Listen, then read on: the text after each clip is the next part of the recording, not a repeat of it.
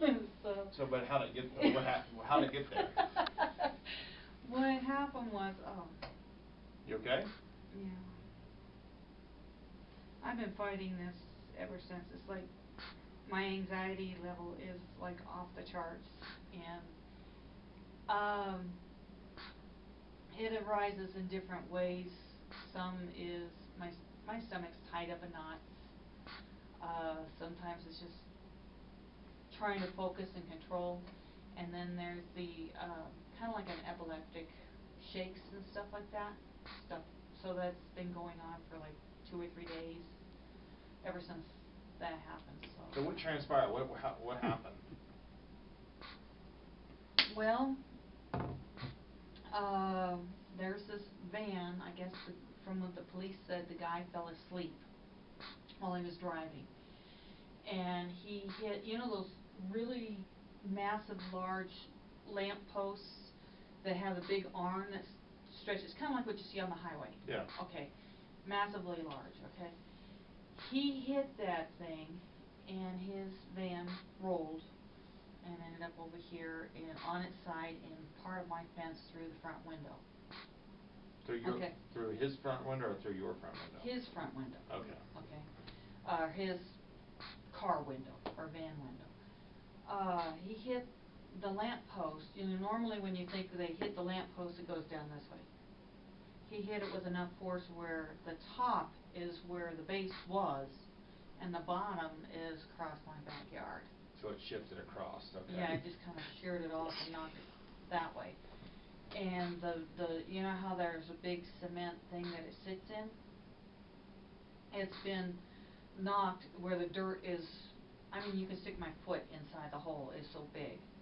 The dirt being moved away from that hole. We had to call hazmat to clean up stuff of the area, gas and oil and stuff like that from the area. And part of our neighbor's fence is gone, and needless to say, the fence between the two houses are gone.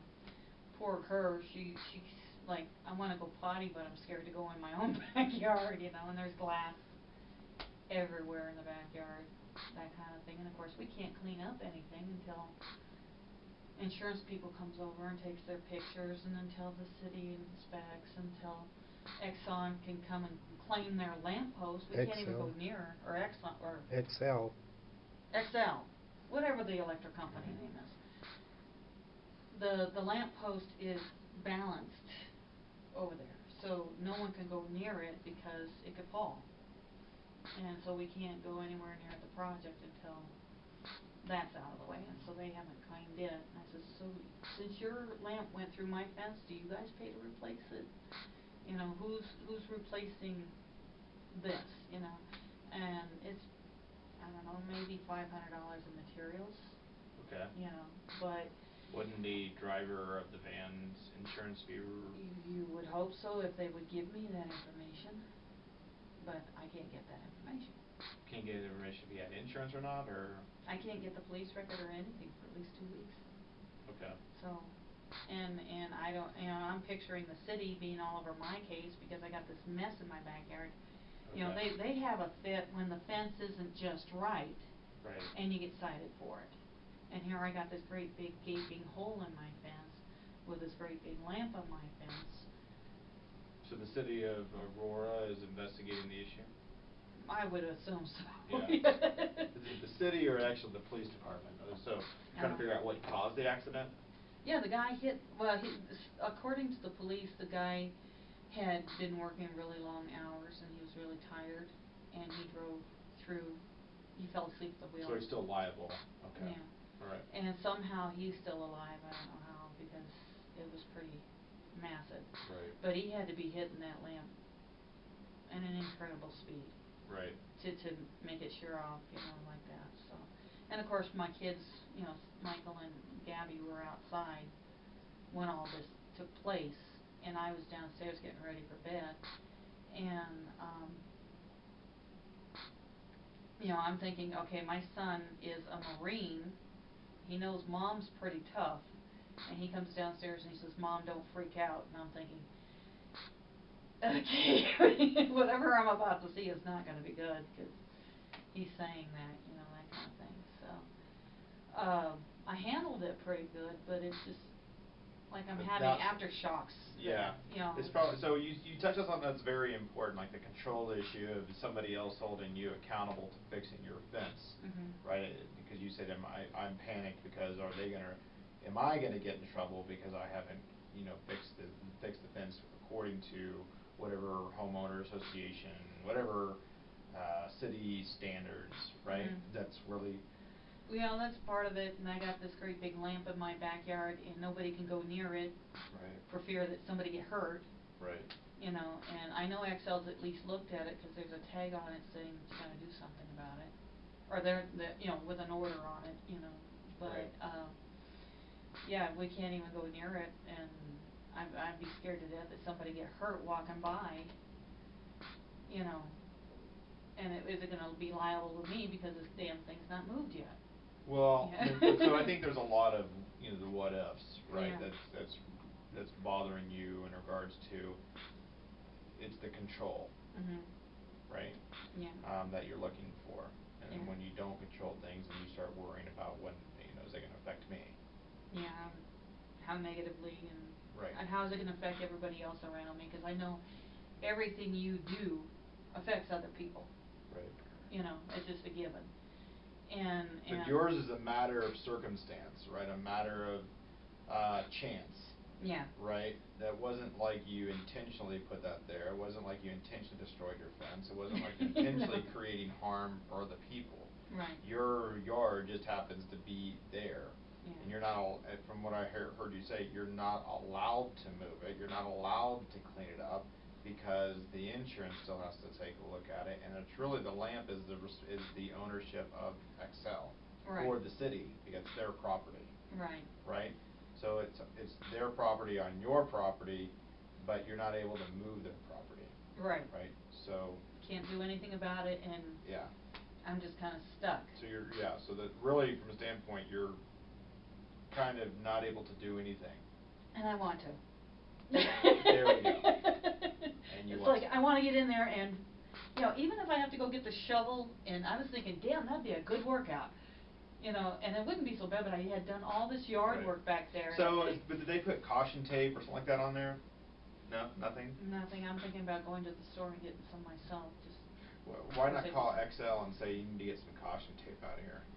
Because we've got kids and it's somebody can get hurt, something, so it keeps them away from it. Yeah, I did call them, but. Okay. Like I said, as far as that got was, somebody came out and put a tag on it, and that was as far as it went. But the city did come and bring, hazmat out and cleaned up. All the debris. Yeah, there was a lot of standing liquid stuff, and it was, I guess, a gas and oil type. From the car? From the car. Okay. And, they said that they thanked me for, sorry.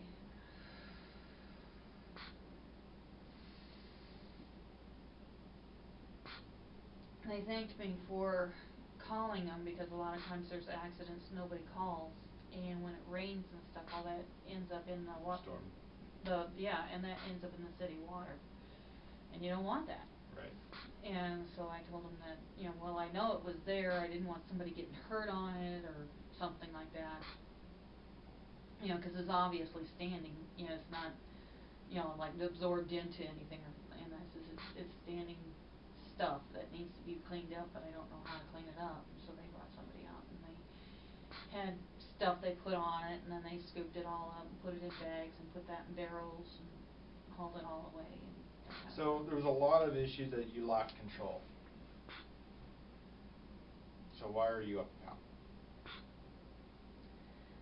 I don't know, I was down before that happened. You know, and like I was telling her, I says, I haven't been eating as much as I should, and every time I don't eat, for some reason I gain weight. And I know my stomach's all tied up in knots and Okay, stuff so like that. what about constipation? It probably is. Because typically stress induces psychosomatic, irregular bowel, right? Yeah, 'cause I know I've been feeling like I need to go, but I just can't. That's why you're up. Yeah, and so it's just, you know, and I'm trying to. So what's stressing you out? That, this was like, let's see, I started a class, already behind on it. That mess in my backyard, trying to go to sleep, can't, wakes up, you know, that kind of thing. So what's going on with the sleep? Is it because of stress? Stress. Yeah. But what's so not able to clean it up, but what's really stressing you out? I mean, those things are outside of your control. I don't know, it just builds up. I don't know. I don't know how to explain it. You know, it's just, I have anxiety, obviously. What makes you anxious? Sometimes nothing. You know? Well, this specific incident, what's give you more anxiety about this incident?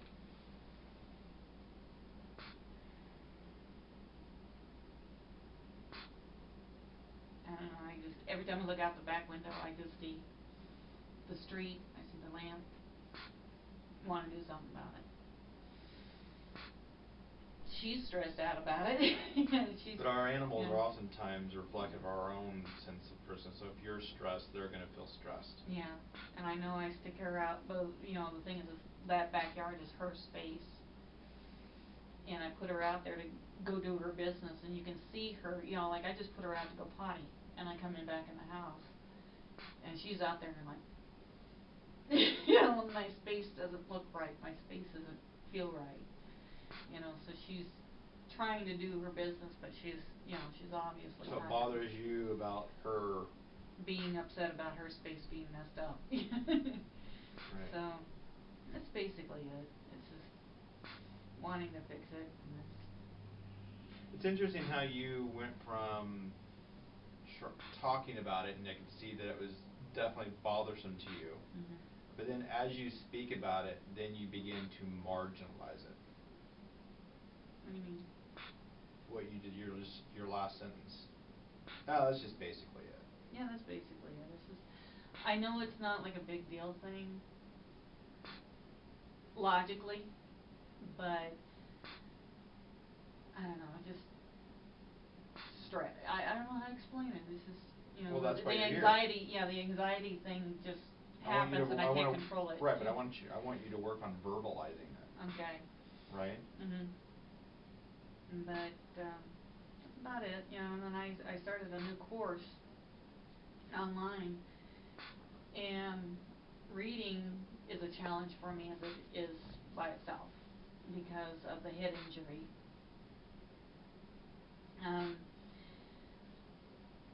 You know, it's like I can read the words, but sometimes they don't make any sense to me, you know, just comprehension type of thing, and so I have to reread it 3 or 4 times to get it. And they want me to go into a new program that I'm not familiar with, so it's taking more time to get that down. And basically what the course is to teach me about the media, YouTube, that kind of thing, how to bring in more views, how all that technical stuff works, and how to make better videos and stuff like that. And so I'm trying to learn. I spent like 3 hours and barely touched the first lesson, you know, and there's a new lesson every day. And so I worked on that, and then I worked on going through my videos, because there's some stuff that says, make sure this, make sure this, make sure this. So I was going through my videos, making sure. And of course I don't have them all done, but at least I have a concept of what they're getting at, type of thing. And then they said, okay, make comments, so I made some comments and ended up with about 150 responses from my comments. And I'm like, okay, now I gotta read all these. You know, and basically what they're wanting you to do is interact with each other. Right, but why do you need to read all 150? Well, they just said to read it, so I read it. You know, it's one of those, I thought it was all responses to me exactly, but it was one of those, what do they call it? Kind of like a chat thing where you put a topic down. Discussion thread. Yeah, and then all these people respond, and then there's responses kind of go in all kinds of directions. After reading all of them, I found out there was maybe 3 that actually were responding personally to me, but it started all these branches. My subject started all these different branches, but there was only like 3 that actually responded to me. So it was kind of interesting to see how that, why that was. And then, and then yesterday I really didn't get any homework done at all, because, now I have this new problem in my backyard, and I spent a lot of time on the phone trying to get a hold of, can you tell me who's supposed to take care of this and why, and it's, how do I take care of that, and all these different, how it is. Have you contacted your insurance company? Mhm. And what'd they say? They said, I told them what the city said, that I should have them come out. I said, probably you guys won't be doing anything, but they said that I should have you guys come out and document it, so that if whoever's going to pay for it tries to say, well, there wasn't that much damage, I got your documentation saying this is what it's gonna cost to replace it, and this is who's gonna be replacing it, that kind of thing. And so they said, okay, and so supposedly somebody was supposed to come out and take pictures yesterday, but he never showed up. So maybe he'll come out today. I think they said either yesterday or today. Yeah, so they one or the other, but nobody showed up yesterday as far as we know. And then,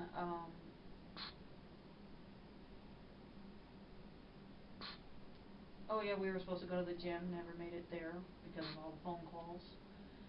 And then we went and saw a movie, and that was fun. I didn't eat I usually take all my fruit and everything, and I didn't eat it all.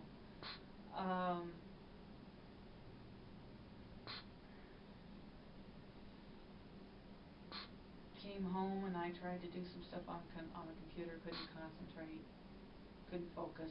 If you were told by any one of these things that, hey, we're going to take care of all this, don't worry about it, how would you feel? Better. So it's really the unknown that bothers you in regards to who's responsible for what. Mhm. No, this is the first time something like this ever happened to me, and it's like. Right. But this is your nature, though, even with this trip coming up, right? You're trying to figure out who's doing what. Mm-hmm. Right? Who's in charge of what? Who's in charge of what? Who's doing what? Mm-hmm. Right? So all the things are covered, and when you don't know, then you get angst. Yeah. The question is, I can appreciate that. One, it's your house, and you don't want anybody to get hurt, and it's your property, and so forth, and you just like to know specifically who's doing what and who's going to take care of this. Right. Right? So it leads to some level of anxiety. But we do know, from what I've heard from you, right, it was caused by somebody else, Mm-hmm. by an accident, right? Mm-hmm. The city's property is on your property, right? Big time. Yeah. So one or multiple things are probably going to happen. Either the driver of the van is going to be liable, Mm-hmm. right, for More all likely. repairs. Yeah, right? well, the city even said they're suing the guy. Right. For it. So they'll go after his insurance company. Right.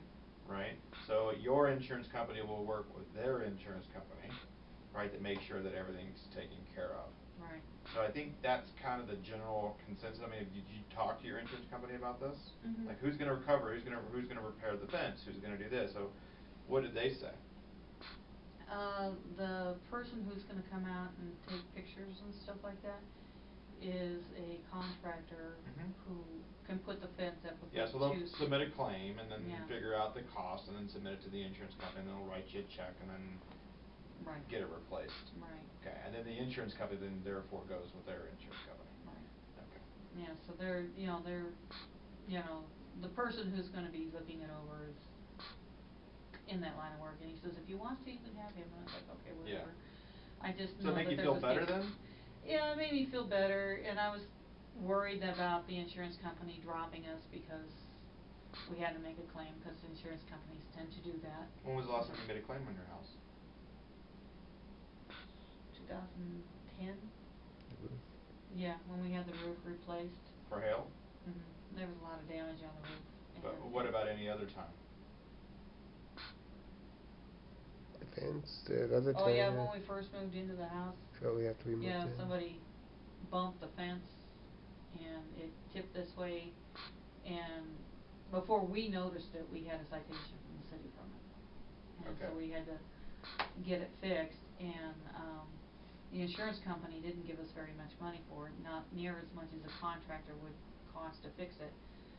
So, But it sounds like for two of those instances, they weren't related to you, right? Typically natural disasters, right, they're outside your control. Yeah. Right, and you weren't the only one who probably had their roof replaced, right? No. So everybody gets a raise in their insurance rates because of that. And then second thing too, the fence, it's not really from a standpoint your fault, it's somebody else's fault. Right. Right. So, yeah, so we just, and we had, and the frustrating part is that it was kind of funny, the whole fence needed to be replaced the first time. And, well, it was old, and it didn't take much to knock it over anyway, and we just moved in. And my dad was in town, and, it was a big family get-together, and they couldn't decide what to do. And I says, I got an idea, how about for Father's Day, y'all build me a new fence? And so basically, I won out on that argument. I says, I'll make you a turkey dinner if you build me a fence. And so, of course, we got, a couple dozen people there, and so building a fence wouldn't be that big a deal. And it took a majority of a day, granted. But I made this great big turkey dinner while the whole family was out there building our fence, and then so we had basically a brand new fence. When this happened, they're saying, well, this fence is like 20-some years old. I'm like, it's not even 10 years old. And I'm like, oh, okay. Yeah. Well, I think what you have to focus on this coming week is just the aspect of what you can and cannot control. Yeah. Right? Yeah. Being upset and being angst about things that you have no control over have not benefited you. Yeah, and I realize that. Logically, I realize Sure. that. Emotionally, though, it's easier said than done. Yeah, it's just like trying to get the anxiety thing under control, and I've been fighting it. There's moments where I'm like, okay, I'm fine, I'm good. I think the main thing is just getting some clarification from your insurance company that everything's good, and we're not going to lose our insurance because we're replacing a fence. Yeah. Because that's what happened with when we had the roof replaced. All of a sudden, it's not even done being taken care of, and our insurance dropped us. And so we had to go get it. 2 years ago? 3 years ago? It was 2010. Yeah, it was like, that we found out that the roof wasn't completed, and the insurance went ahead and paid for that because the construction work started before the insurance was over with. Right. So they had to pay for that, but they just said that they weren't going to continue us because of that. And I'm like, okay, granted we have our windows replaced, but we paid for that, and they were really old windows. So. But it was just one of those, you're not going to drop us because we had this happen to us, we're on a street where it could happen, Right. How do we know it's not going to happen again? We've been there 13 years.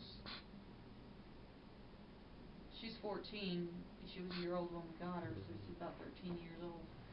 Yeah, that we've been there, and this is the first time anything this dramatic's ever happened. Right.